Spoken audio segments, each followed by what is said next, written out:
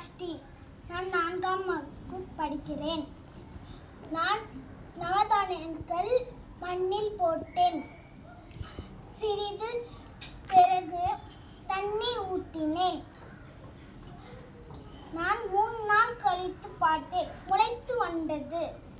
7 நாள் கழித்து பார்த்தேன், முளைப்பாரி வளர்ந்து வந்தது. நன்றி.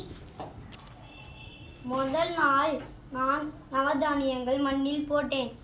தண்ணியும் 3 நாட்கள் தெளித்து கொண்டே வந்தேன். முளைத்து வந்தது.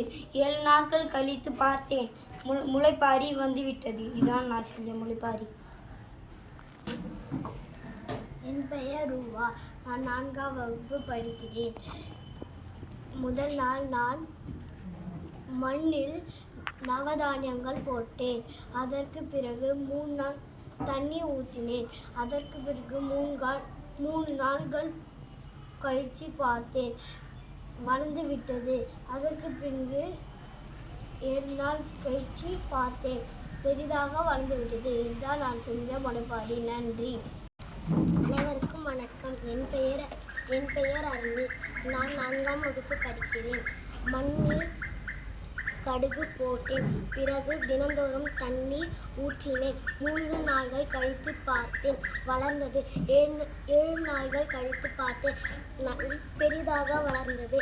இதுதான் நான் செய்த முளைப்பாரி. 4ஆம் படிக்கிறேன். ஃபஸ்ட்டு மண்ணை போட்ட, தண்ணி ஊற்றினேன், கோதுமை போட்டேன். 3 கழிச்சு பார்த்தேன்.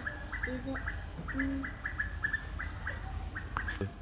நல்லா முளைத்து வந்திருக்குது. இதை நான் தான்